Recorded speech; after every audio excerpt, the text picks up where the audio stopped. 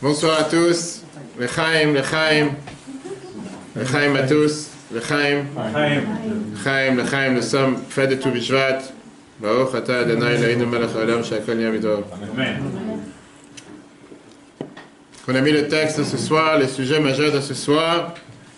Bien sûr, c'est ce qui correspond aux fruits.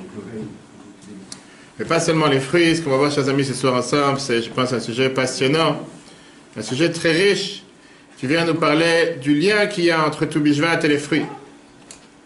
Pas seulement du lien qu'il y a entre Tu Bishvat et les fruits, mais le lien qu'il y a entre la manière de quelle est la chose la plus importante, qu'est-ce que nous devons faire pour pouvoir choisir un partenaire. Est-ce que nous devons chercher ses talents ou nous devons chercher ses traits de caractère? Vous allez me dire, mais après la mort, quel rapport il y a entre ça et Tu Bishvat? Vous allez voir que c'est étroitement lié, quand on va rentrer juste après dans le vif du sujet. Et on va aussi voir ensemble ce soir quelle est la raison pourquoi nous avons l'habitude de manger particulièrement les fruits comme la Torah nous dit. Chez Nishta Prabaen Eretz Israël, le fruit par lequel la terre d'Israël a été bénie.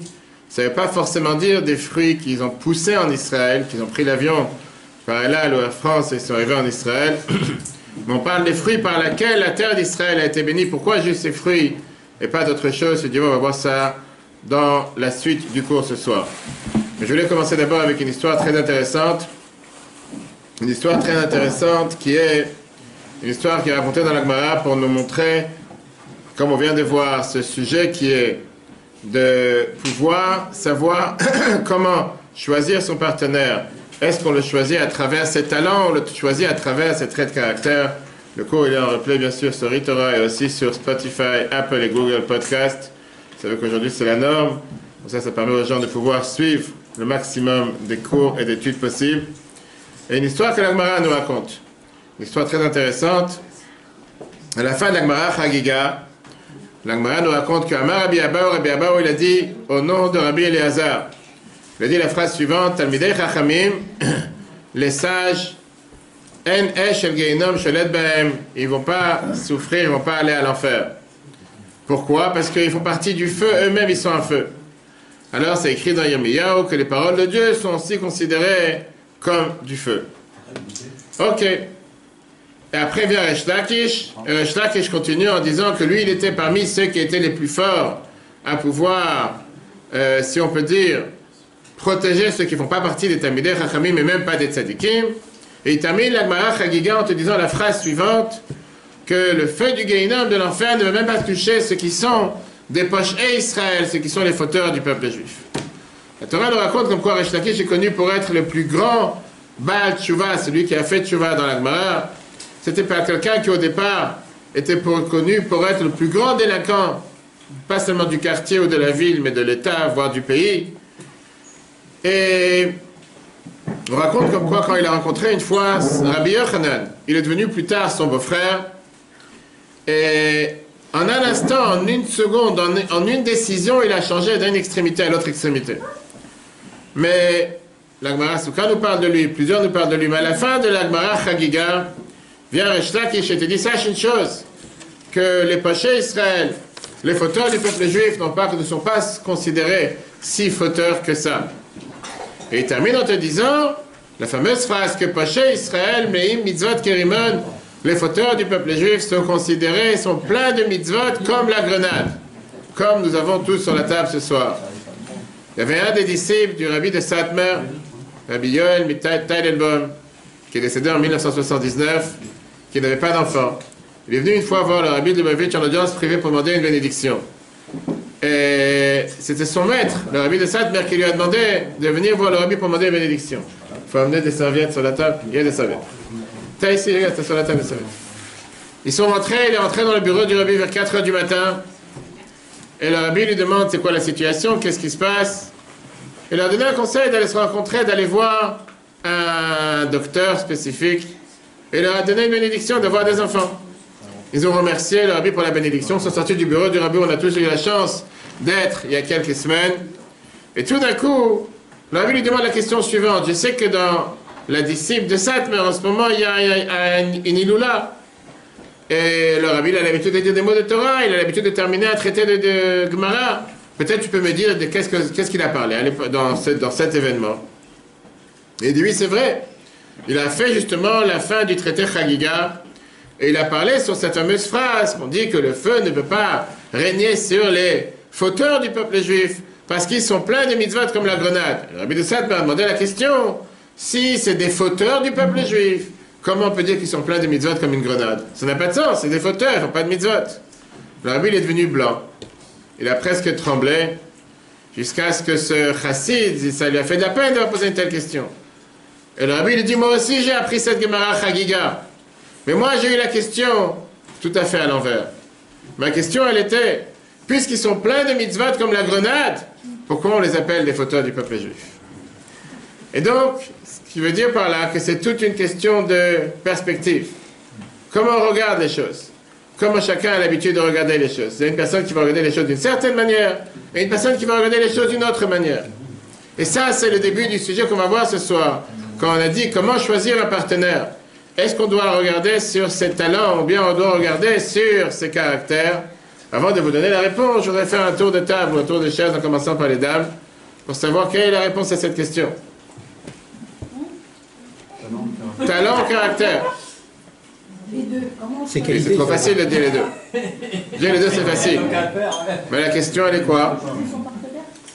Comment choisir un partenaire? Choisissant le talent ou le caractère? En face. Le caractère en premier, et après Caractère après les talons. Et si les talons font 30 cm? on mesurera. On mesurera. Qu'est-ce qu'il dit? Talon ou caractère? Caractère. Qu'est-ce que tu dis? Caractère. Olivier, caractère. Tout le monde a copié sur moi. Tout le monde a copié. Grégory, qu'est-ce que tu dis toi? Est-ce qu'on doit chercher les talons? Le talent, on va parler des talons. On va voir, on va tout de suite voir. J'ai pas dit le contraire, bien sûr on peut avoir les deux, j'ai pas dit le contraire, mais la question elle est qu'on a sur la balance. Jean-Claude, qu'est-ce que tu dis? Moi j'ai un caractère, mais c'est trompeur parfois, parce qu'on ne la connaît pas forcément systématique. D'accord. D'accord. Qu'est-ce qu'il dit Philippe? Philippe, qu'est-ce qu'il dit? Caractère. Qu'est-ce qu'il dit Johan? Des bonnes midotes. Alors c'est talent ou caractère? Les midotes? Bah, dis-moi, en français c'est quoi? Caractère, les midotes. Caractère, c'est les midotes. Ok, on va voir ensemble. Chers amis, c'est pour ça qu'on est là tout ce soir. Regardons le texte. Vous avez tous la page devant vous. Nous sommes maintenant le 15 Shvat. Après, ça va se rouvrir automatiquement, ne vous inquiétez pas. Il faudra juste avoir la télécommande pour les vidéos. On est en plein, c'est quand c'est pas utilisé, c'est en veille, ça se fait, ça c'est les écolos. On est en plein fait de Chamisha Samishvat, de Rosh Hashanah des arbres. Et beaucoup se demandent la question, pourquoi on doit fêter cette fête? Quel rapport avec l'humain et pourquoi on fête telle fête? Pour ça, je voulais qu'on voit ensemble, comme on a l'habitude, ici au Betrabat, chaque lundi soir, et tous ceux qui ne sont pas présents tous les lundis soirs, je vous conseille vivement de venir, c'est très intéressant pour tous ceux qui sont présents, ils peuvent vous dire comment on apprend ce texte, très riche. On va apprendre aujourd'hui ensemble un morceau de l'Agmara Rosh Hashanah. Vous avez tous la feuille devant vous. L'Agmara Rosh Hashanah nous raconte, la première Mishnah de Rosh Hashanah nous dit la phrase suivante. Arba, d'abord le texte. Arba Rosh Hashanah même, il y a 4 Rosh Hashanah. Le premier, vous avez le texte, Bechad Ben Nissan, le premier Nissan, Rosh Hashanah l'Amlachim. Le premier Nissan, c'est le Rosh Hashanah des rois. Le deuxième, Bechad Be'elul, le premier Elul, Rosh Hashanah, le Maaser Be'ema, c'est le Rosh Hashanah pour le Maaser des animaux. Après, on va rentrer dans les détails. D'abord, je vous traduis. Troisième Rosh Hashanah qui existe, Bechad Betishri, le premier du mois de Tishri, Rosh Hashanah l'Ashanim, c'est le Rosh Hashanah des années. C'est très bien que même si le calendrier juif commence le mois de Nissan, Tishri c'est le 7e mois, néanmoins, le début de l'année commence Rosh Hashanah. Enfin, la Gemara termine avec le 4e Rosh Hashanah, Bechad Bishvat, le premier Shvat, Rosh Hashanah La'ilan, le premier Shvat, c'est le Rosh Hashanah des arbres. Que dit vrai Bet Shammai, c'est la vie de Bet Shammai. Vient Bet Hillel, la vie de la maison de Hillel, Omrim, et ils te disent, Bachamisha Asabo, Rosh Hashanah des arbres, c'est le 15 Shvat, le jour que nous sommes aujourd'hui, le 15 Shvat, d'où vient le mot Tu Bishvat. Alors, entrons dans les détails. Qu'est-ce que ça veut dire Rosh Hashanah des rois? Quand quelqu'un il a été nommé un roi, on comptait les années de sa royauté à partir du premier Nissan. Donc si par exemple quelqu'un il est devenu roi à la fête de Purim, et les élections étaient 2 semaines avant le début Nissan, une fois qu'arrive Rosh Chodesh Nissan, ça commence la 2e année. Ça commence la 2e année, parce que l'année des rois commençait le 1er Nissan. Ça c'est numéro 1. Qu'est-ce que ça veut dire Rosh Hashanah pour le maaser des animaux? Il y a une obligation d'après la Torah de prélever la dîme, pas seulement de ses biens, mais aussi de son bétail. Chaque 10e animal qu'une personne avait dans son pré, il devait l'amener en tant que sacrifice. Maintenant, si jamais tous ces animaux doivent naître à la même date, à partir de quand je peux savoir quelle est la nouveauté, quel est le nouvel animal, quel est le Rosh Hashanah pour lequel je vais amener tout ce groupe qui va arriver, qui va être là cette année? Comment je peux savoir de quelle année il fait partie? Donc, elle te dit qu'on devait commencer à partir de la rentrée des classes. La rentrée des classes, c'était le 1er Elul. À partir du 1er Elul, je peux savoir que c'est là, si c'est 10 animaux qui vont être nés cette année, à partir de là, on va savoir qui est né en avant, qui est né après, pour savoir c'est qui est considéré le 10e, et c'est qui que je vais amener en tant que sacrifice. Rosh Hashanah pour les années, c'est très simple, tout le monde sait de quoi on parle. Rosh Hashanah qu'on a dans le calendrier, qui est toujours le Rosh Hashanah du calendrier juif, c'est le 7e mois, mais c'est le Rosh Hashanah des années. Et celui qui nous intéresse pour ce soir, c'est le Rosh Hashanah l'Ilanot, le Rosh Hashanah des arbres. La Gemara te dit que quand on avait l'habitude d'amener la dîme, le maaser des fruits de l'arbre, à ce moment-là, on avait besoin que tous les fruits soient de la même année. Et pareil, pour ça, on calcule l'année à partir du 15 Shvat, puisque la halacha, elle est comme Beth Hillel, comme la maison de Hillel. Pourquoi? Parce que pour les fruits, on va toujours calculer à partir de quand la sève dans les arbres commence à prendre forme, et automatiquement, c'est le moment où la majorité de l'hiver est déjà passée. Et maintenant que la majorité de l'hiver est déjà passée, on peut considérer que c'est un arbre, que c'est un fruit qui est déjà plus ou moins mûr et qui commence à être prêt, ce qui ne se passe pas du tout quand on est en octobre ou quand on est en novembre. Puisque la Gemara nous dit que le 15 Shvat, c'est Rosh Hashanah l'Ilanot. D'ailleurs, au passage, la Gemara nous fait part aussi de la fin de l'année des arbres. Et ça, c'est le 15 Av. À partir du 15 Av, on dit qu'on ne va plus prélever les arbres pour pouvoir amener des morceaux de bois pour sacrifier les sacrifices dans le temple. Pourquoi tu cherches la réponse là-bas? Parce que, on dit qu'à ce moment-là, il commence à pleuvoir, la chaleur s'est terminée, il n'y a plus de soleil. Et puisqu'il n'y a plus de soleil, automatiquement, il y a des vers qui commencent à pousser dans les arbres. Et ce n'est pas apte à amener des arbres dans le temple, des bois qui sont véreux. Donc la Torah te donne cette tranche de temps entre le 15 Shvat et le 15 Av. Et donc c'est la raison pour laquelle on a l'habitude de se fêter cette Rosh Hashanah des arbres. Comment on fête ce Rosh Hashanah? C'est très simple. On fête ce Rosh Hashanah par ça que tout d'abord, on ne dit pas Tachanon, on ne dit pas les supplications comme à Yom Tov. On a l'habitude de manger les fruits des arbres, comme on va rentrer dans les détails juste après.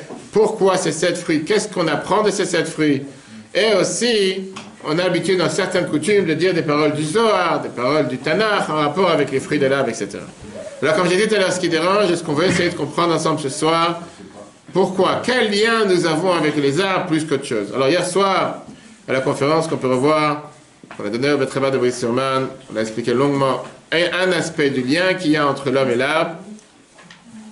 Mais aujourd'hui, on va voir quelque chose de beaucoup plus intéressant, quelque chose de différent, puisque la Torah, elle est très large, on peut parler sans limite. Il y a une dizaine de cours sur l'application de Torah qu'on peut revoir sur tout Bishvat. Pour ça, on va apprendre ensemble le Chumash Dvarim, le Chumash de Deutéronome, chapitre 20, verset 19. C'est là-bas la source, dans laquelle la Torah nous dit qu'il y a Adam et Tzassadeh, l'homme et l'arbre des champs. Regardons le texte tous ensemble, chers amis, le texte numéro 2. Kitatsur Elé et même Rabbi, la Torah te dit que quand tu vas siéger une ville pendant de nombreuses dates, de nombreux jours, et la pour faire la guerre contre cette ville, tu n'as pas le droit de détruire ces arbres. De mettre la hache, un coup de hache sur ces arbres, qui m'amène au tochel, car tu as le devoir de manger de ces arbres. Tu n'as pas le droit de couper l'arbre. Et la Torah te donne la raison pourquoi tu n'as pas le droit de couper un arbre qui a Adam et Tzassadeh, parce que l'homme est l'arbre des champs. La voix est panecha b'matzor, qui va venir faire parmi toi, etc. Rak seulement, et un arbre que tu sais, qui lo et ma'achalu, qui n'est pas un arbre fruitier. Oto tashrit vekarata, cet arbre, tu peux le couper. Ubanita matzor ali, à cela tu pourras assiéger la ville avec, asher yosa imcha milchama adrita, tu pourras assiéger la ville dans laquelle se trouve cet arbre, Puisque c'était une manière de pouvoir encercler, etc., jusqu'à ce que tu peux faire tomber la ville. La Torah te parle ici de quoi en 2 mots? Elle te parle de pouvoir détruire un arbre pendant la guerre. Et la Torah, elle te dit que tu ne peux pas détruire des arbres fruitiers. Les seuls arbres que tu peux détruire, c'est des arbres non fruitiers. D'après ça, pourquoi juste dans ce contexte, la Torah te met la phrase « car l'homme est l'arbre des champs ». Quel rapport avec la guerre maintenant? C'est la seule fois que la Torah te parle des arbres. Au début, les 6 jours de la création, la Torah te parle aussi des arbres. La Torah te dit comment Dieu il a créé les arbres, comment il a créé les plantes. Là-bas, tu aurais pu me dire que l'homme, il est considéré comme l'arbre des champs. Pourquoi c'est ici que la Torah, elle te dit « sache que l'homme, il est l'arbre des champs ». Et quel rapport? Parce que l'homme, il est l'arbre des champs. Pour ça, tu n'as pas le droit de couper un arbre fruitier.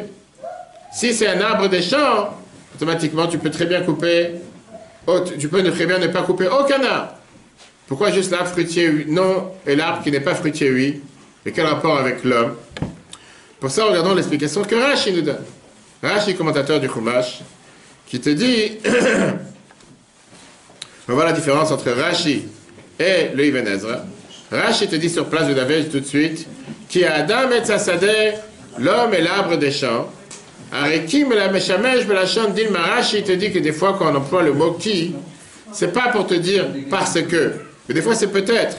Shema, peut-être à Adam et Tzasadeh, l'homme qui est l'arbre des champs, l'ikanes betoch hamatzor mipanecha, est-ce qu'il va rentrer dans cette enclave que tu vas créer?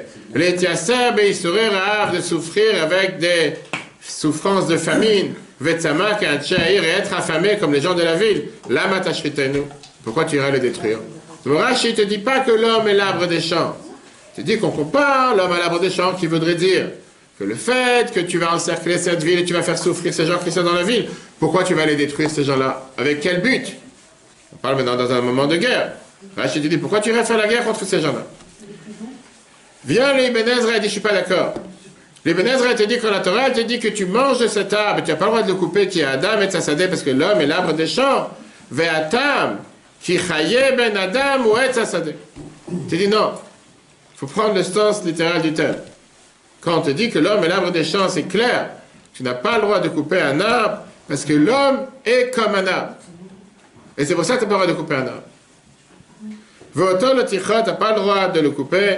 D'avec il liba mipanach mimatzor, ne lot ashrit etz pri sheu chayim le ben Adam. Puisqu'un arbre fruitier donne la vie à l'homme, rak mutar shetachal mimenu, la Torah te permet d'en manger, mais pas de le déchirer, pas de le couper. On a une divergence entre Rashi et l'Ibn Ezra. Rashi te dit c'est pas forcément le sens simple du verset quand on te dit que l'homme est considéré l'arbre des champs. C'est pas forcément de ça qu'on parle. L'Ibn Ezra te dit que non. Pourquoi l'arbre fruitier, tu n'as pas le droit de le couper du fait que l'arbre fruitier te donne à manger? Le fait que tu vis grâce à l'arbre, voilà, automatiquement, tu n'as pas le droit de te permettre de couper quelque chose qui te donne à manger. Maintenant, il faut pas quand même une parenthèse, on a vu ça aussi dans le cours d'hier soir, du fait que la Torah considère que les arbres, on peut s'en passer. Qu'est-ce que ça veut dire on peut s'en passer? Ce n'est pas une nécessité pour un humain de vivre avec des fruits. Oui, il y a la publicité que tu dois manger 5 fruits et légumes par jour. Mais néanmoins, la Torah considère qu'un être humain ne peut pas commencer à parler avant d'avoir goûté des céréales. Le céréal, ça c'est quelque chose sur lequel on doit vivre. On a vu ça Shabbat, si vous vous rappelez, celui qui a écouté le cours de Shabbat. Pourquoi, quand le peuple juif s'est plaint, Dieu il a donné le pain le matin et la viande le soir? Parce que le pain c'est une nécessité, et puisqu'il y a une nécessité pour ça c'est le matin, alors que la viande c'est pas une nécessité. Tu veux très bien vivre sans viande. Et pareil avec les fruits, la Torah considère que les fruits de l'arbre, c'est pas forcément une nécessité. Tu peux très bien vivre sans fruits. Ça ne veut pas dire qu'il faut vivre sans fruits. Mais quelqu'un qui ne mange pas de fruits, il ne va rien lui arriver. Quelqu'un qui ne mange pas de céréales, en général, il a beaucoup plus de difficultés à survivre. Quand il y a des endroits où il y a des famines, ou il y a des endroits où il y a malheureusement parfois des inondations ou des tremblements de terre, qu'est-ce qu'on jette dans les hélicoptères? On ne jette pas des kilos de fruits. On jette en général des sacs de riz ou des céréales pour que les gens puissent vivre avec les céréales. Si tu vas leur jeter des kilos de pommes de terre, pas des kilos de pommes ou de fruits, je ne sais pas qu'est-ce que les gens vont vivre avec. Ils vont manger une journée ou deux, mais ça ne va pas durer sur le long terme. Mais non, la Torah considère effectivement, à part cette explication d'Ibn Ezra, que l'homme est considéré l'arbre des champs. Et ça, c'est basé sur ce qui est écrit dans le chiffre 3, vous l'avez dans la Gemara Ta'anit, page 7a. Amar Rabbi Yirmiyah, Rabbi Yirmiyah, il a dit à Rabbi Zera la phrase suivante. Fodom Bouzman, la veuve et les mains du Manou. Mon cher ami t'a invité à venir et à apprendre avec nous.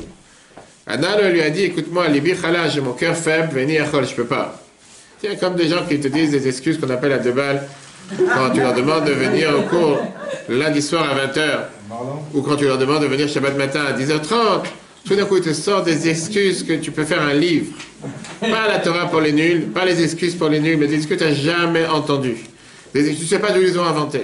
Des histoires, va savoir. Des fois, tu te dis, mais comment les gens, ils pensent être tellement intelligents. Donc lui, il a dit, mon cœur est faible, je ne peux pas venir apprendre. Ok. Il a dit, c'est quoi? Tu ne peux pas apprendre un sujet difficile. Cheikh Vodo Yama dit, frère Agada, viens raconter des histoires, viens nous parler des histoires. Il a dit, pourquoi pas, je vais te raconter quelque chose de simple. Amar lui a dit la phrase suivante. Kach Amar Rabbi Yochanan, ainsi il a dit Rabbi Yochanan. Ma ou Shekatouf, qu'est-ce que ça veut dire qui a Adam et Tzadeh? Qu'est-ce que ça veut dire que l'homme est l'arbre des champs? Vechi Adam et Tzadeh. Est-ce qu'un homme est vraiment un arbre des champs? Pour considérer l'homme à être l'arbre des champs. Elle a été dans la réponse. Mishou Shekatouf, comme c'est écrit. Qui mimenu tochel, tu mangeras de cet arbre. Veoto lotichot, et lui tu ne couperas pas. Vekatouf, c'est écrit juste après. Oto tashrit, celui-là tu vas détruire. Vekarata, tu vas le couper. Hakeitzad, décide-toi. C'est l'arbre des champs, c'est pas l'arbre des champs. L'homme est comparé à l'arbre, il n'est pas comparé à l'arbre. Il est comparé à l'arbre, tu n'as pas le droit de le détruire.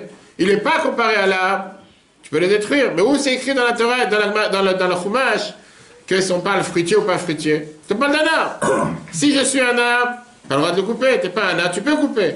Où tu as fait cette distinction entre les deux? Viens, la Gemara te donne la réponse qui est la réponse générale. Ha, Keitzad, c'est très simple. Im tamid chacham agunu. Si c'est un érudit qui vaut ce terme, c'est un vrai tamid chacham. Mimenu tochal v'oto letichot. Tu peux manger de lui et tu n'as pas besoin de le couper. Veim là, mais si c'est pas quelqu'un qui est un érudit convenable, oto tashrit vekarata, tu peux le détruire et le couper. En deux mots, la Gemara t'apprend ici que pas de tout le monde tu peux apprendre.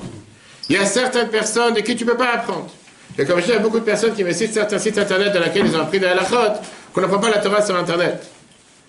La Torah te dit, il y a certaines personnes que tu sais, si tu sais que c'est des gens droits, des gens honnêtes, des gens convenables, tu peux apprendre de ces gens-là. Il y a des autres personnes qui se disent peut-être des grands érudits, mais qui ne sont pas droits, qui ne sont pas honnêtes. De ces gens-là, tu n'as pas le droit d'apprendre. Ça veut dire que la Gemara ici vient et te fait une comparaison basique entre l'homme et l'arbre des champs. Et la Torah te dit que c'est très simple.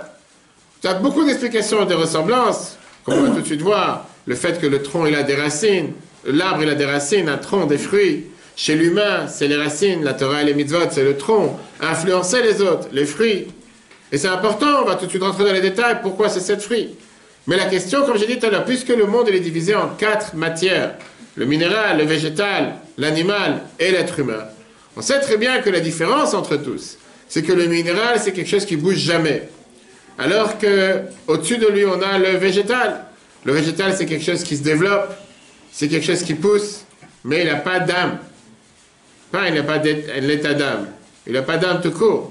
Même si aujourd'hui les jardiniers vont te dire, regarde comment la plante elle parle, tu vois une fleur qui s'ouvre la journée, qui se referme la nuit, elle est partie dormir, elle se relève le lendemain, mais elle ne bouge pas, elle fait du surplace. Plus haut que ça, tu as l'animal. L'animal, il a ce qu'on appelle une neshama, il a une âme, il a un nefesh, il a une vie à l'intérieur. Nefesh, comme tu veux l'appeler, on ne va pas dans les détails, il a un souffle divin. La plante aussi, elle a un souffle divin qui l'a fait vivre, mais ce n'est pas la même chose. L'animal bouge. Plus haut, c'est l'homme. Mais si tu veux comparer l'homme à quoi que ce soit, comme on a dit tout à l'heure, la logique aurait été de comparer l'homme à quoi? À l'animal, qui est la matière la plus élevée. Pourquoi la Torah a décidé de comparer l'homme à la matière en dessous, qui est le végétal et pas l'animal? Et pour ça, on va essayer d'analyser aujourd'hui, de rentrer dans le psychisme de qu'est-ce qui se passe chez un animal, qu'est-ce qui se passe chez une plante, et quelle est la différence entre une plante et un animal. Est-ce que quelqu'un veut donner la réponse? Une plante et un animal. La différence entre une plante et un animal. Il y en a un qui bouge et pas l'autre. Il y en a un qui bouge et pas l'autre. L'animal ne bouge pas et la plante elle bouge. Non, l'inverse. Ah, l'inverse. Okay. Pourquoi l'homme il est comparé à l'arbre et pas à l'animal? Quelle est la différence qu'il y a entre une plante et un animal? C'est très simple. Tout d'abord, c'est intéressant, écoutez, c'est très riche. Tout celui qui a des plantes chez soi à la maison, on sait très bien qu'une plante, elle est obligée d'être attachée à la source de vie par laquelle elle peut survivre. Le moment où tu sépares la plante de sa source de vie, elle n'existe plus. Tu as des plantes à la maison? Jamais, j'ai compris. Des plantes exotiques? Non plus. Des fleurs?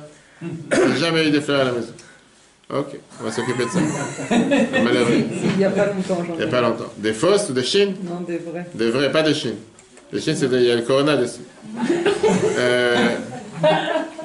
Quel est le problème avec les plantes? Le problème avec les végétales, c'est qu'une fois que tu les as coupées de leur source de vie, ils sont plus vivants. Alors oui, quand tu vas prendre des plantes, des fleurs, c'est vrai que tu vas les mettre dans un vase, et tu vas mettre un peu d'eau, mais ça ne va pas tenir longtemps. Mais en tout cas, une plante doit être sans arrêt, constamment attachée à sa source. Maintenant, tu vas me dire, prenons l'animal. L'animal aussi reçoit son manger de la terre. Il vit grâce à tout ce qui se passe dans la terre. Il est même créé par la terre. Akol hayam min afar. Mais l'animal n'a pas le devoir d'être attaché à sa source de vie. Une fois qu'il est né, il est sorti du ventre de sa mère. Et en règle générale, c'est celui qui a vu comment ça se passe chez les animaux. 2 secondes après, 5 minutes après, 1 minute après, commence à marcher. Il se sépare. Tu as même certains que quelques temps après, ils se séparent. Ils ne savent même pas c'est qui leur mère. Il n'a aucun contact avec elle. Il n'a pas besoin d'être attaché avec sa source de vie. Alors que le végétal, il est tout le temps attaché avec sa source de vie. Il peut à aucun instant se détacher de sa source de vie. Si jamais tu détaches le végétal de sa source de vie, il se décompose, il ne peut plus vivre. Et donc, le végétal est toujours attaché à sa source, l'animal, il se déplace librement, il n'est pas attaché à sa source. Passons maintenant à l'humain. L'humain ressemble à quoi par rapport à l'animal ou le végétal? On dit que tout ce qu'il y a dans le gros monde, dans le macro, il y a dans le micro. Le monde, comme Dieu l'a créé, on dit que ce grand monde se retrouve aussi chez l'humain. On dit que chez l'homme, tu retrouves tout ce qui se passe dans le grand monde. C'est-à-dire que l'humain n'est pas seulement un être humain qui parle, mais l'humain, il est aussi, sa personnalité, elle est mélangée d'animal, végétal et aussi minéral. Chez chacun d'entre nous, on a 2 qualités majeures, 2 thèmes majeurs. Il y a le cerveau qui est en général dans la tête, c'est ce qu'on appelle les talents. Et il y a les traits de caractère qu'il y a dans le cœur, le caractère de la personne. Et si on définit en 2 grands mots, le cerveau et le cœur. Il y a des gens qui s'est inversé chez eux. Ça peut arriver. Mais on parle pour l'instant des gens qui sont plus ou moins normaux, ce qu'on appelle normaux. En règle générale, les gens ils ont le cerveau dans la tête, ils ont les sentiments dans le cœur. Il y a des gens, et c'est là qu'on va arriver avec la ressemblance avec les animaux. Et ceux qui n'aiment pas, ou ceux qui défendent les droits des animaux, qui m'excusent. Les animaux n'ont pas forcément un cerveau. Les animaux, pas forcément, ils vont réfléchir avant, t'es pas d'accord. C'est pas grave. Je sais, je suis pas là pour faire que des amis. Mais un animal, mais on reste amis quand même, non? Un animal, il va pas réfléchir si la porte que tu viens d'acheter, tu l'as payé 1 000 €, 2 000 €, que tu viens de la placer, elle est toute neuve, elle vient d'être peinte, par exemple. Mais s'il est énervé parce que tu l'as enfermé dans la pièce, il va commencer à griffer la porte et il va te enlever toute la peinture que tu viens de mettre. Il n'a pas réfléchi à la facture, tu ne lui as pas montré la facture, tu ne lui as pas dit, mais je vais payer 2 000 € pour la faire. Mais pour Sophie, tu lui expliques tranquillement, gentiment, et il aura compris. Il va dire, puisque tu viens de payer 2 000 €, je ne vais pas toucher. N'est-ce pas? Mais je pense que la majorité des animaux que moi je rencontre en Seine-et-Marne quand je visitais les maisons le soir, ils ne sont pas dans ce cas de figure. En général, ils n'ont pas compris ce que tu dis. Quand tu essaies de placer un mot, de parler avec quelqu'un, il commence à aboyer, à faire du bruit sans fin, va lui dire, tais-toi. Des fois, tu vois des patrons qui sont en train de s'énerver contre eux. Je dis, j'ai vraiment de la peine pour le patron plus que pour l'animal. Ils perdent toutes leurs énergies. Des fois, je suis en train de faire, je suis en train de faire du vélo commun, ils crient sur un petit chien. Je dis, mais laisse-le vivre, qu'est-ce qu'il y a? C'est un animal. Qu'est-ce que tu es en train d'essayer de communiquer avec les... Il y a des gens que des fois, on va savoir. Qu'est-ce que tu vas comprendre? Mais non, le problème n'est pas la comparaison que nous avons avec l'animal. Le problème, il est qu'est-ce qui ressemble à la stabilité du végétal et qu'est-ce qui ressemble chez l'humain à la mobilité de l'animal. Ça devient un peu plus compliqué, il faut réfléchir avec la tête. On a dit qu'on a à l'intérieur de nous les 4 composants. Minéral, végétal, animal et l'humain. Dans l'humain, on a aussi ces 4 composants. Qu'est-ce qui ressemble chez l'humain à la stabilité de la plante, du fait qu'on a dit que le végétal ne se sépare pas de sa source? Et qu'est-ce qu'il y a chez l'humain qui ressemble à la mobilité de l'animal qui bouge tout le temps? Qui a la réponse? Qui veut répondre? On est toujours tous attachés à l'environnement qu'on connaît déjà. D'accord. Donc ça, c'est le côté végétal, on va dire ça comme ça, qui fait qu'on retourne toujours... Et après, quand tu parles par rapport au cerveau et au cœur, Grégory, ça c'est pour toi la question. Comment? Est-ce que tu as un cerveau dans la tête ou tu as un cerveau dans le cœur? D'abord, est-ce que tu as un cœur? Ouais. D'où tu sais? Bah, je le sais. D'où tu sais, dis-moi, d'où tu Bah, sais? par exemple, quand je fais des sports, je sens il bat beaucoup. Tu dis que c'est le cœur, c'est le foie. D'où tu sais? T'as vu ton cœur une fois, on te l'a mis sur la table? D'où tu sais? Qui t'a convaincu que tu as un cœur? L'école. L'école. Ça veut rien dire. Peut-être que tu n'en as pas. Est-ce qu'on peut voir quand tu vois un enfant, est-ce que quand tu vois un enfant en bas âge, est-ce que pourquoi tu mets tout sur elle, la pauvre? Elle a dit qu'elle n'est pas. T'attires tous les virus. Est-ce que tu vois quelqu'un qui est jeune, est-ce que tu peux voir ses pensées? Est-ce que tu peux savoir qu'est-ce qu'il va penser quand il va grandir? Est-ce que tu peux savoir de quelle manière il va agir, de quelle manière il va réfléchir quand il va grandir? Est-ce que les pensées d'une personne changent? Combien de gens aujourd'hui en mode préélection, des gens te disent « Dans ma famille, on était toujours de droite, avec le temps, on a changé, on est devenu de gauche, voire du milieu, voire entre les deux, voire les deux ensemble. » Tu ne peux pas définir d'une personne à tel âge, tu vas penser de cette manière toute sa vie, une personne n'est pas rigide. Vous avez rencontré plusieurs fois le secret que la Bible avait donné au Rav Moshe Feller, qui est toujours le shler du Rabbi à Minnesota. La première secret de réussite que le Rabbi lui a donné, c'était d'apprendre à être flexible. On n'est pas fait pour être carré, on n'est pas des animaux. Désolé. On n'est pas... On pense pas toujours, même un animal il change. Contrairement à une plante elle ne change jamais. Tu ne peux pas une fois planter dans la... Tu peux pas une fois pousser par la terre, demain elle va pousser dans les airs, après elle va pousser dans l'eau, ça ne marche pas. Il y a des plantes qui poussent dans l'eau, il y a des plantes qui poussent dans les airs. Mais une plante qui vit par la terre, elle doit être toujours attachée à la terre. Maintenant, est-ce que tu peux savoir depuis le départ le trait de caractère qu'une personne va avoir? Est-ce que tu peux savoir depuis le départ quel trait de caractère il va avoir quand il va grandir? Alors aujourd'hui, tu as des psys qui sont capables de te dire sur un enfant de 2 ans et demi, c'est un délinquant comment ça? C'est un délinquant en puissance. Un délinquant potentiel. Pourquoi? Parce que puisque dans la classe, il est parti prendre la chaise de son camarade, de son copine, de son copain, on va savoir. Ça veut dire que dans 20 ans, il va vendre des barrettes ou il va vendre des savons en bas de chez lui. Je dirais pas la marque. Il n'y a pas de chouf ici. Maintenant, la réponse, elle est que si on voit ce que la Torah nous dit, la Torah nous dit clairement que depuis la naissance, quelqu'un, il a différents traits de caractère. Regardons les chiffres 4. La Torah te dit que tu peux très bien savoir vers quelle tendance une personne va avoir. Et c'est là la raison. Et on a parlé de ça longuement aussi hier soir, et c'est important de répéter ce soir. Pourquoi la Torah te dit que depuis la naissance, la confection d'un enfant, depuis la conception. Exactement, qu'est-ce que j'ai dit? Conception. D'accord, conception, pardon. Mais c'est un peu pareil. C'est un peu pareil, exactement. Depuis la fécondation, on peut déjà savoir quelle personne va arriver sur Terre. À tel point que le rabbi de Kos, une fois, lui a demandé « Est-ce que tu connais ton fils ?» Et il a répondu « Je sais quelle pensée j'ai eue quand je l'ai amené sur Terre. » Tania nous rappelle l'importance de se sanctifier lors des rapports pour pouvoir faire descendre les plus belles neshamas pour nos enfants. Le rabbi faisait tellement attention à la manière, au psychisme, et pas seulement à l'aspect physique ou à l'état physique d'une personne qui porte un enfant dans son ventre, une femme enceinte, mais surtout à l'état spirituel. Les médecins sont d'accord aujourd'hui de te dire qu'une femme enceinte qui vit dans un environnement avec de la colère, avec des nerfs, ne parlons pas de la cigarette ou d'autre chose, mais je parle maintenant de l'aspect spirituel, ça a un impact sur son enfant. C'est pour ça, par exemple, qu'on évite d'aller dans un zoo ou de voir des animaux non cachers pendant la grossesse, parce qu'on dit que ça a un impact, tout ce que la maman, elle voit, ça a un impact sur son enfant.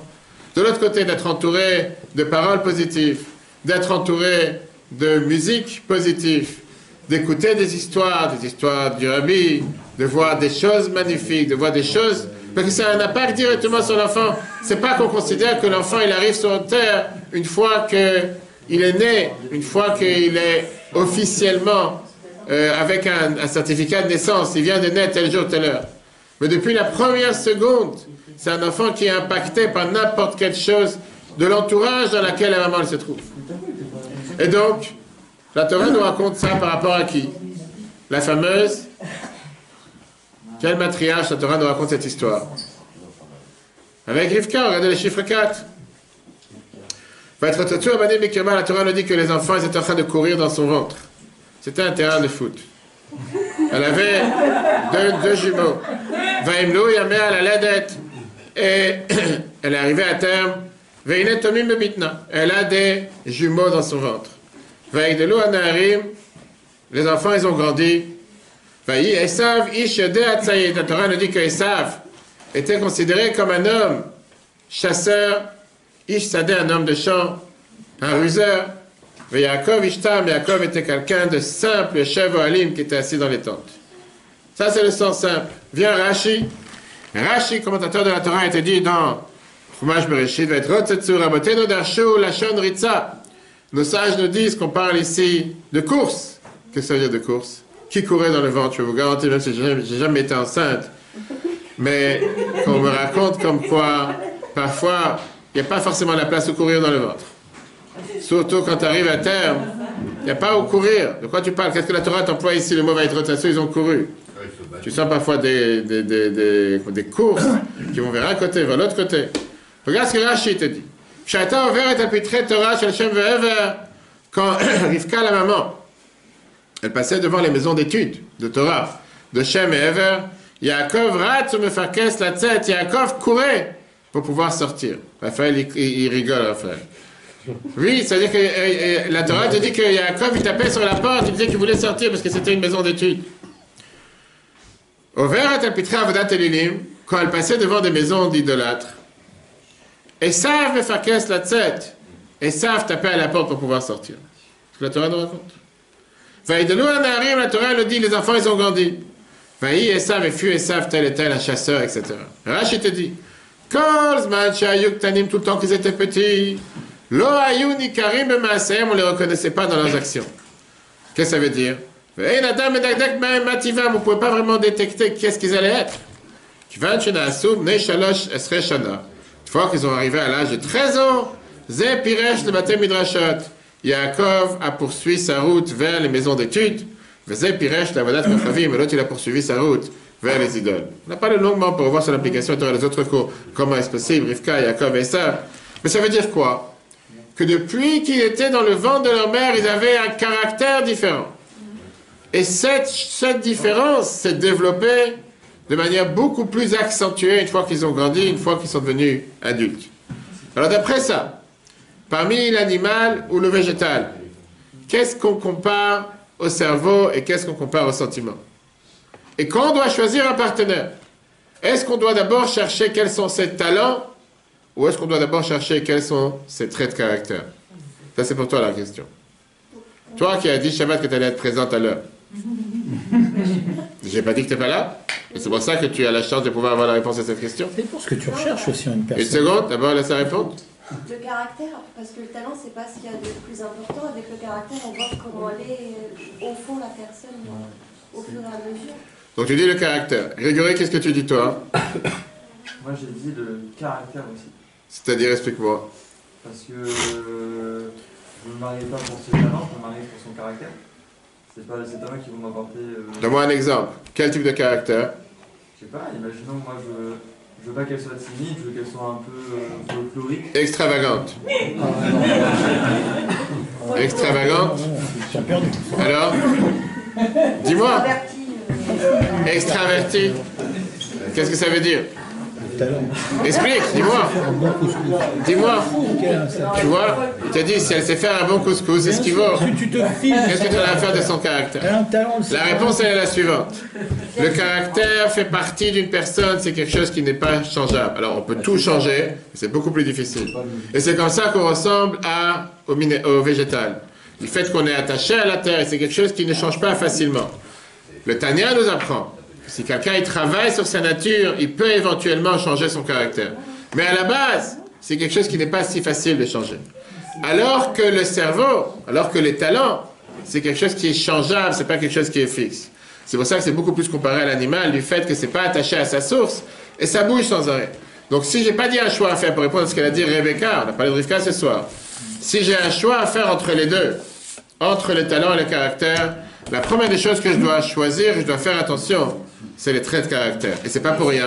C'est pas une histoire de changer ses midotes et de s'améliorer. 100%. 100%. Mais pourquoi prendre une deuxième main quand tu peux prendre une première main? Je veux dire, pourquoi aller chercher à faire quelque chose qui est plus difficile une fois que tu as fait une erreur de te remettre dans le bon chemin que depuis le départ d'aller dans le bon chemin? En 2 mots, changer le trait de caractère, c'est possible. Comme j'ai dit, le Tanya nous dit que quelqu'un qui travaille sur sa nature, il peut changer sa nature. Et quelqu'un qui a une mauvaise nature, il doit changer sa nature. Et une fois qu'il a changé sa nature, qu'il a travaillé sur sa nature, c'est considéré une deuxième nature. Je suis tout à fait d'accord. Mais pourquoi pas choisir depuis le départ quelqu'un qui a des bons traits de caractère? Quelqu'un qui a des bons traits de caractère et qui les développe, automatiquement on est garanti que ce sera dans le bon chemin. Je reprends l'exemple de Grégory qui est très simple. Et surtout quand on parle pour les jeunes, chercher un partenaire. Quelqu'un qui veut avoir une maison large, une maison ouverte, une maison accueillante, une maison dans laquelle pas que les animaux sont bienvenus. Parce que, je vais vous dire clairement, je parle avec plusieurs personnes, une personne ici à Porto qui a 6 chiens, 6 grands chiens. Il n'y a pas d'enfants. Et une fois, je lui ai demandé la question, pourquoi tu as tellement de chiens à la maison? Qu'est-ce qui se passe? Je ne parle pas de la propreté des vitres, etc. Mais je peux... Elle m'a répondu, parce que moi, quand je leur crie, ils ne répondent pas. Ça a un sens, c'est pas à 2 sens. Moi, j'ai pas peur qu'il me réponde. Mais non, moi, je prie le bon Dieu tous les jours, je remercie le bon Dieu que je suis pas son voisin. Mais je vous cache pas que c'est pas facile. Alors, bien sûr qu'on peut changer, qu'on doit changer son trait de caractère. Mais depuis le départ, quand le rabbi, vous avez ça dans le livre L'édifice sur le mariage, et si Dieu veut bientôt le 2e volume va sortir, combien de fois le rabbi répétait le même conseil à ceux qui demandaient au rabbi comment trouver son partenaire? Qu'est-ce qu'il faut chercher dans un partenaire? Et combien de fois le rabbi répétait l'importance de chercher quelqu'un, un homme ou une femme, qui a des bons traits de caractère. Ce qu'on appelle en hébreu, midot tovot. Parce que quelqu'un qui n'a pas de tel ou tel talent, c'est pas parce que tu n'es pas né master-chef que tu ne peux pas devenir un master-chef. Il y a beaucoup de gens qui n'ont jamais appris à cuisiner de leur jeunesse ou dans leur vie parce qu'ils n'avaient pas le besoin, et qu'après, avec le temps, ils ont appris. Un talent, tu peux l'apprendre un talent. Alors qu'un trait de caractère, pas forcément, c'est quelque chose que tu peux l'apprendre. Encore une fois, on peut le changer, mais c'est pas quelque chose qui est si facile à faire. Voilà le premier point sur lequel on voulait s'arrêter ce soir, qui était le rapport entre l'homme et l'arbre. Pourquoi la Torah te dit qu'il y a Adam et Tzassadeh, l'homme et l'arbre de champ? Parce que on est effectivement comparé à un arbre, on est comparé à une plante, en termes du fait qu'une plante n'est jamais déracinée de sa source pour pouvoir vivre. Les traits de caractère, c'est ce qui est quelque chose chez quelqu'un qui en général ne sont pas censés changer ou ne changent pas facilement. Et c'est comme ça qu'on peut être garanti d'aller sur la bonne route. Après, on peut toujours faire des erreurs. Pour ça, on a besoin d'avoir la prière et demander à Dieu de nous aider. Je voulais aborder le deuxième thème de ce soir qui est pourquoi on mange ces fruits. D'ailleurs, les plats sont encore pleins. Il faut toujours faire tourner les assiettes. Sinon, c'est Raphaël qui devrait le faire. Puisqu'il a fait un bon travail jusqu'à présent. Comment? Faites tourner. Même Jean-Claude fait tourner. Tout le monde fait tourner, pourquoi pas? Faites tourner tout le monde. Pourquoi ces 7 fruits? Qu'est-ce qu'il y a de particulier dans ces 7 fruits? Pour ça, je te demandais de me donner une réponse. Pas 7, une réponse. Qu'est-ce qu'il y a de spécial dans le blé? Le blé, non? T'es aussi anti-blé? Ah. Quelqu'un peut me dire pourquoi le blé? Non, sa conception, par son utilisation. Pourquoi on mange le blé? Quel rapport avec le blé maintenant? Pourquoi le blé particulier? C'est la base de notre repas. J'ai pas compris. C'est la base de notre repas. Le pain, les gâteaux, les... C'est tout? Ça s'arrête là? Ok? Si c'est la réponse, c'est là pour quelqu'un d'autre? Pourquoi le blé? Qu'est-ce qu'il y a de particulier dans le blé? Est-ce qu'il y a quelque chose de particulier dans le blé? Ça a rapport avec le pain? Faut pas répéter les mêmes bêtises.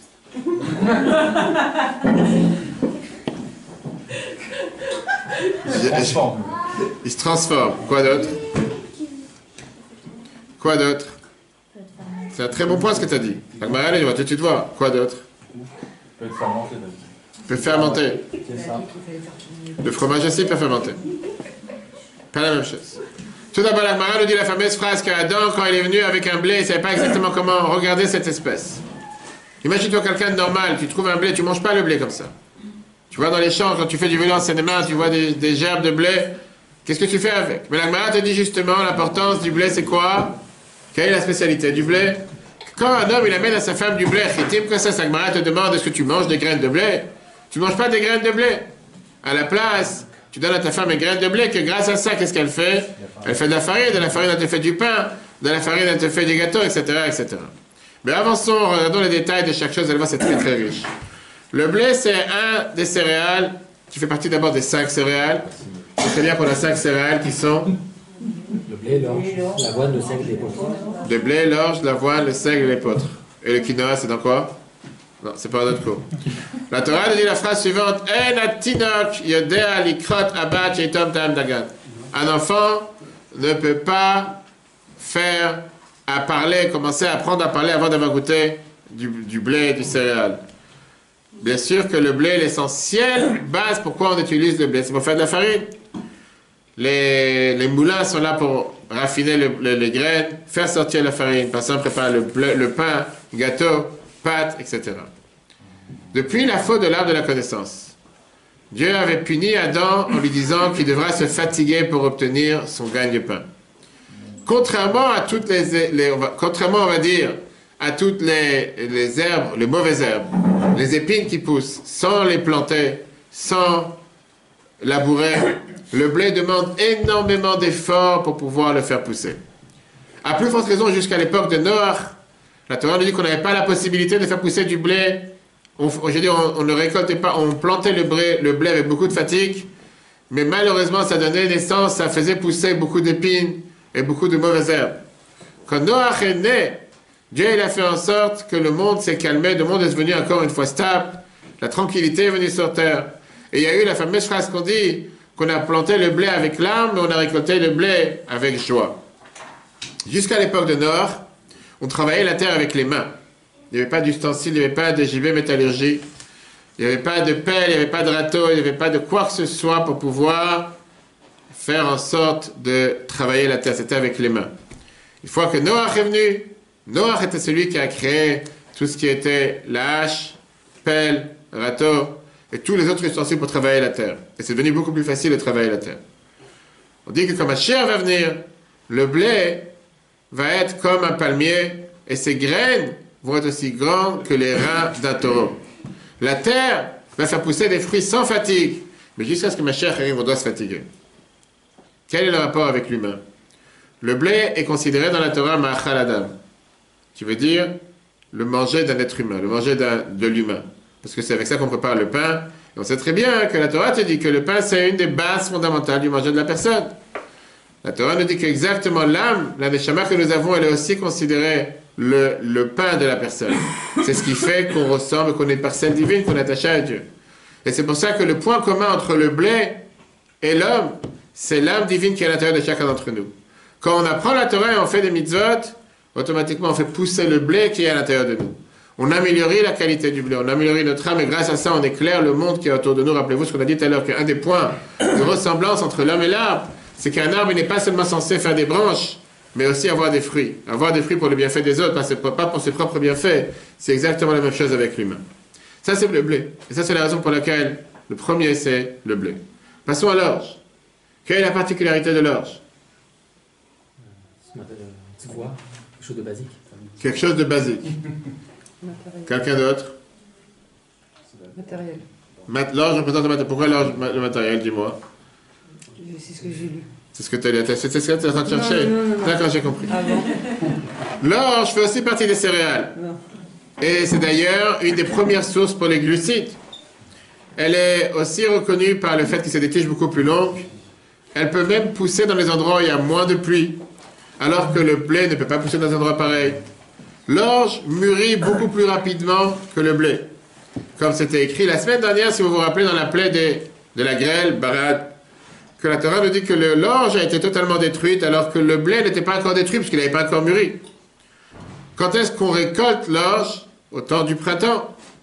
C'est la raison pour laquelle, que dans le temple, on avait l'habitude d'amener un sacrifice, que tous les sacrifices étaient faits à base de blé, à part 2 sacrifices qui étaient à base d'orge.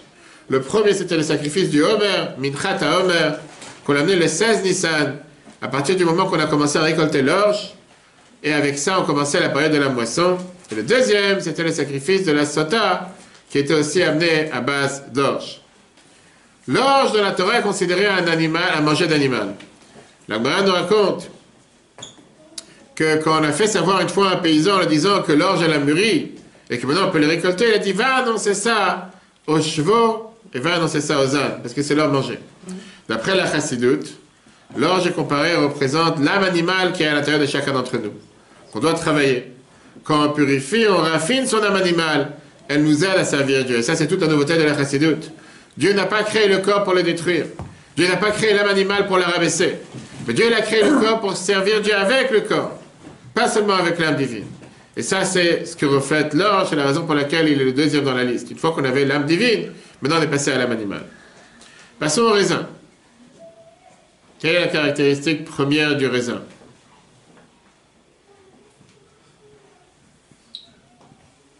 Je n'ai pas demandé combien de bouteilles tu vides par jour, j'ai demandé quelle est la particularité du raisin. À quoi? Ça fermente. Tout le monde, le blé fermente pas, on a tout à l'heure, le fromage il fermente, tout fermente. D'abord, le raisin a beaucoup... Où la porte ouvre? Quand tu fermes, tu veux que ça va être totalement coronateur, hein? Beaucoup de graines à l'intérieur. Beaucoup de graines à l'intérieur. Où la Torah nous fait allusion au raisin? Dans le fameux rêve du chef et chanson. Dans le rêve du chef et chanson avec Pharaon, qui a dit que dans mon rêve, j'ai vu que j'avais ces grappes qui ont mûri. Le fruit du raisin, le fruit de la vigne, c'est le raisin par lequel on prépare le vin. On sait très bien que dans la Torah, on a une énorme importance au vin, différent de tous les autres jus. Le vin, le raisin, et parfois les feuilles, ou même les tiges de raisin, les tiges des grappes, ressemblent parfois comme à des yeux. La peau, elle a une peau qui est très fine. La couleur du raisin, on peut avoir une couleur violet, une couleur rouge, une couleur rose ou une couleur verte. Le raisin pousse en général au printemps. Et le vin, c'est considéré une boisson qu'on n'est pas censé boire sans modération. Ça, c'était pour Jean-Claude. Qui veut dire, c'est en général une boisson qui donne un certain plaisir. Il n'y a pas encore des canettes de vin. Il y a des canettes de beaucoup de choses, il n'y a pas encore des canettes de vin. La Torah nous raconte que Noach, après le déluge, quand la terre a séché, il s'est fatigué. La première des choses à quoi? À planter une vigne. Tout d'un coup, le Satan, il est venu. Il lui a demandé, qu'est-ce que tu es en train de faire? Noach, il a dit, je me fatigue à planter une vigne. Le Satan, il a demandé à Noach, qu'est-ce qu'il y a de spécial? Pourquoi tu plantes une vigne et pas autre chose? Noach a répondu la fameuse phrase, parce que les fruits de la vigne sont très très doux. On peut les manger secs ou mouillés. Et c'est la raison pour laquelle la Torah nous a donné le vin pour se réjouir. Le Satan, il lui a demandé, est-ce que je peux t'aider dans ton travail? Noach, il a dit, bien sûr, avec plaisir. Écoutez bien ce qui s'est passé. Le Satan, il a amené une brebis, il a abattu sur la vigne. Après ça, il a amené un lion, il a abattu sur la vigne. Il a amené un singe, il a abattu sur la vigne. Et à la fin, il a amené un porc, il a abattu aussi sur la vigne. Il a pris tous les sangs, il les a mélangés ensemble. Et avec ça, il a abreuvé, ou il a arrosé, la vigne. Noach a demandé au Satan, qu'est-ce que tu es en train de faire? Et le Satan lui a dit la phrase suivante. Quand un homme il boit un verre, il est considéré comme une brebis. Il est encore humble, il est encore, on va dire, docile, il est encore sympa, il est encore mignon, il n'est pas encore excité. Quand il boit 2 verres, il devient aussi fort qu'un lion, il commence à parler, à se vanter, il commence à crier, il commence à avoir des grandes phrases. Quand il boit 3 ou 4 verres, il devient comme un singe. Il commence à sauter en l'air, il commence à danser, il commence à dire n'importe quelle bêtise. Il est inreconnaissable. Mais une fois qu'il s'est saoulé, là, il ressemble à un porc. Il est totalement dans la boue, il est totalement dans tout ce qui sont ses excréments et toutes les bêtises. Et c'est la raison pour laquelle il lui a montré quel est le malfait, les mauvaises choses qui peuvent passer à cause du vin. La Torah nous dit, c'est exactement la même chose avec le peuple juif. On a ce qu'on appelle les tiges qui sont comparées, les personnes qui sont dans le travail. On a les grappes qui sont comparées, les tamidei chachamim, ceux qui apprennent la Torah. On a les feuilles, ceux qui sont considérés, ceux qui n'ont apparemment pas d'utilité. Mais de la même manière que pour la vigne, rien n'est jeté, on ne peut pas se séparer des feuilles, on ne peut pas se séparer des branches, on a besoin de tout avoir. Pareil, pour le peuple juif, on a besoin d'avoir tous les composants. Et les érudits, et ceux qui travaillent, et même ceux qu'on considère qui sont inutiles. Quelle est la raison pourquoi la Torah a considéré le vin comme une boisson qui donne de la joie et qui donne du plaisir? La Torah te dit que pour pouvoir servir Dieu, il faut servir Dieu avec la joie. Servir Dieu avec enthousiasme. Ne pas faire les choses par force. Ne pas faire les choses à contre-cœur. Ne pas faire les choses parce qu'il faut les faire. Quand un juif se comporte de cette manière, le fait qu'il est joyeux en faisant la volonté de Dieu, Dieu lui donne la possibilité d'être encore plus joyeux. Passons au 4e fruit qui est la figue. Quelle est la particularité de la figue? La figue, c'est en général un fruit qui peut pousser ou dans un été où il fait chaud, sec, ou bien dans un hiver, un endroit où il fait froid et humide. Les grandes feuilles, les fruits se mangent en général ou frais ou secs. Pardon, je suis le seul à écouter. Les figues, ils ont un goût très doux. La Torah nous dit que Eretz Zavat Chalav Udvash, la terre d'Israël est considérée une terre où coule le lait, le miel qui fait allusion à la figue, le miel de figue, le lait qui fait allusion à une abondance. Adrianus, Agmara nous raconte la fameuse histoire avec Adrianus, le roi qui a marché avec ses soldats pour aller en guerre vers un des pays ennemis. Dans la route, il a rencontré un vieillard qui était avec un dos bossu, en train de se fatiguer à planter des vignes, à planter des figues, pardon, un figuier. Adrianus lui a demandé: qu'est-ce que tu es en train de faire? Quel âge tu as? Il a dit: j'ai 100 ans.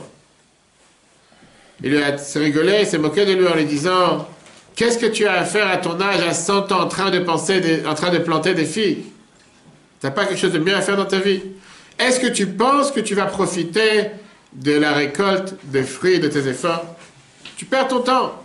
Tu as 100 ans. Combien de temps? Moi, on nous dit que les figues, c'est un des arbres qui prend le plus de temps pour pouvoir voir les fruits qui sortent. La vieille personne, le vieillard, a répondu, la Gemara nous dit, en disant: mon cher roi, je plante.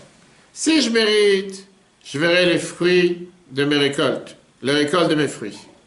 Et si je ne veux pas survivre, de la même manière que mes ancêtres ont planté pour nous, et aujourd'hui, je mange du fruit des fruits de leur récolte. De l'arbre de la connaissance. Pas de l'arbre de la connaissance, de ce qu'ils ont planté. Moi aussi, je plante pour les enfants et pour les générations qui vont venir. Le roi, il était très émerveillé de sa réponse, et il a continué à faire sa guerre. 3 ans après, il revient à la même endroit. Il retourne dans la ville et il voit le vieillard qui est toujours debout, toujours présent. Il a maintenant 103 ans. Et là, il est en train de recueillir les figues qui ont déjà poussé dans un panier. Et là, il voit le roi qui se rapproche de lui. Le vieillard, il donne au roi ce panier de fruits et il lui dit: moi, je suis celui que tu as rencontré en allant faire la guerre. Dieu m'a donné la chance que je récoltais les fruits de mon travail. Et dans ce panier se trouvent les figues que j'ai récoltées. Adrianus, il a considéré qu'un tel personnage, il a vidé les fruits, il a rempli plein de pièces d'or, il a donné à ce vieillard, puisque la leçon de vie qu'il lui a appris, c'est une leçon pour chacun d'entre nous. Qui est la première personne qui a eu affaire avec la figue? La Torah nous raconte Adam et Ève. Adam et Ève marchaient nus, ils étaient dans un camp nudiste, et que juste après, Dieu leur a donné les feuilles de figue pour pouvoir se couvrir. Vayas Hashem Elohim la Adam, Dieu il a donné à l'homme et à sa femme Kotnot Or, des tuniques en cuir pour s'habiller. C'était des feuilles de figue. Et la chassidoute apprend, la mystique juive, que ça parle sur les habits extérieurs de la personne. Comme on a appris dans les cours de Tanya qu'on peut revoir dans l'application Torah, quels sont les habits extérieurs de la personne? Pensée, parole et acte.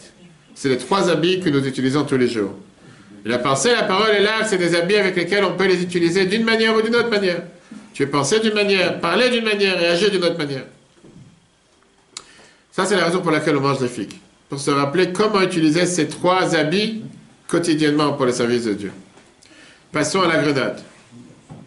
La grenade fait partie des arbres avec des fruits qui sont en général en abondance.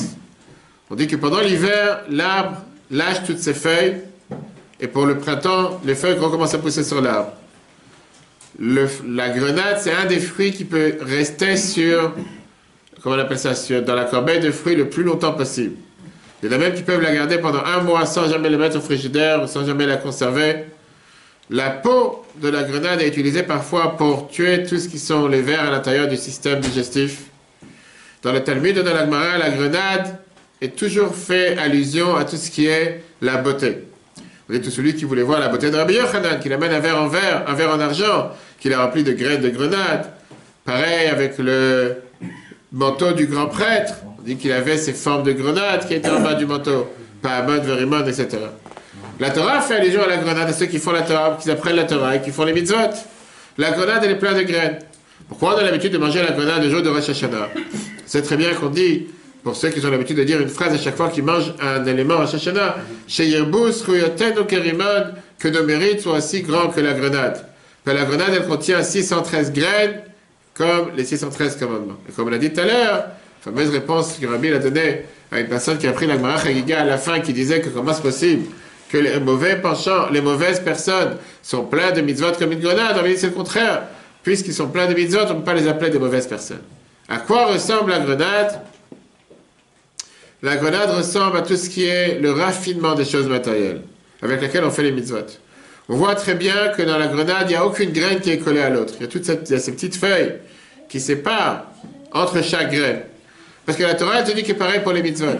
Ein osim mitzvot chavilot chavilot. On n'a pas le droit de faire des mitzvot des tas, des sacs entiers.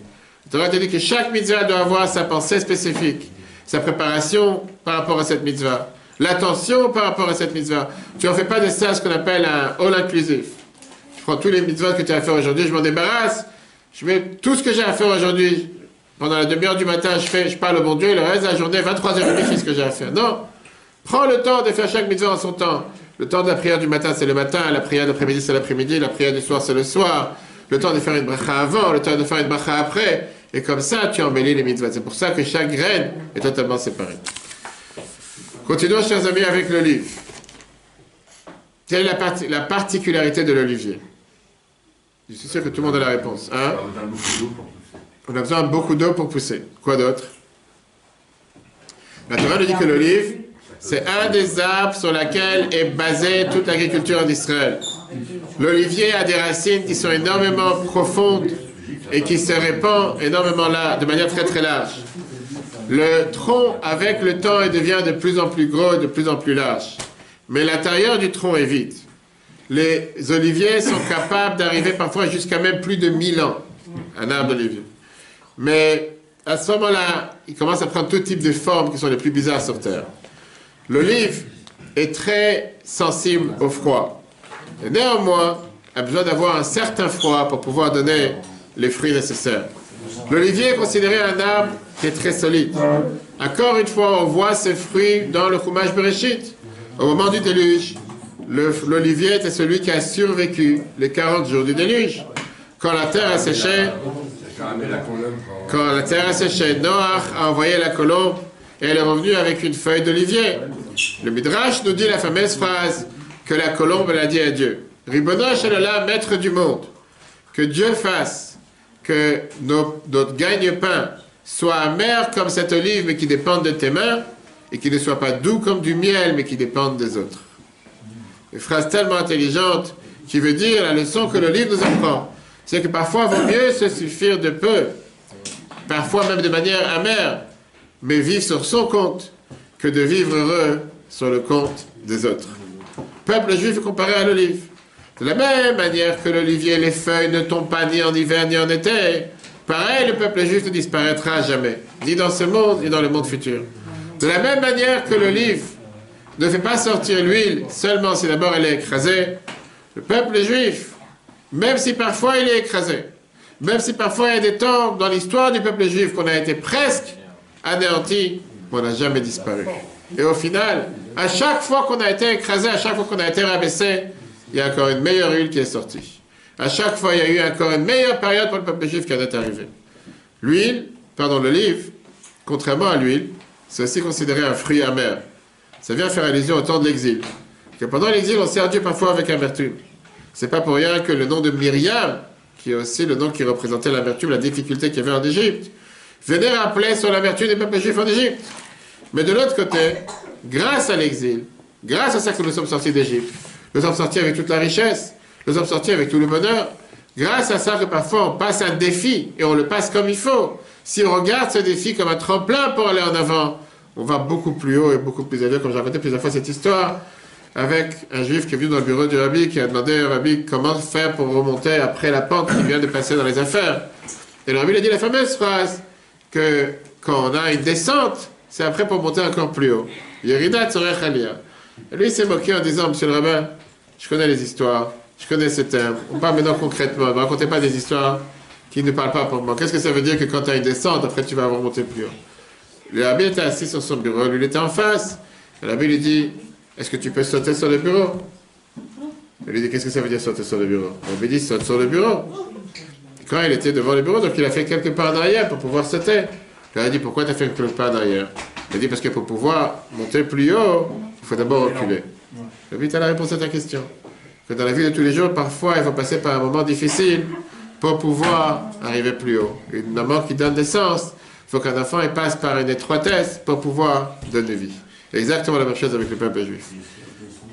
J'ai pas entendu? La descente, parfois, on est déjà avec Parfois, elle peut être très rude. Si tu ne regardes pas où tu vas, tu peux être très rude. Je suis tout à fait d'accord avec toi. Mais le problème, je vais te dire, il y avait une fois, tu rappelles une deuxième histoire, on voit les gens qui n'ont pas dit les Chaim. Tu rappelles une autre histoire avec la rabbinite Hana, la mère du rabbi. Quand le rabbi il avait quelques années à peine, 4-5 ans, je ne rappelle pas exactement l'âge, et les enfants de son quartier s'amusaient à grimper sur les arbres. Et tous les autres enfants qui grimpaient sur les arbres, ils tombaient. Le rabbi qui grimpait sur l'arbre, il restait en haut et il ne tombait pas. On lui a demandé une fois, comment se fait-il que tous les enfants qui grimpent, ils tombent, lui, ils ne tombent pas? Et sa mère qui a répondu, parce que quand on regarde en haut, on ne tombe jamais en bas. Quand tu montes, tu es en train de regarder vers le bas, et ça c'est pour répondre à monsieur Jean-Claude. Si quand tu descends, tu es garanti que tu vas t'écraser la figure, et tu ne vas jamais te relever, tu es garanti de ne pas te relever.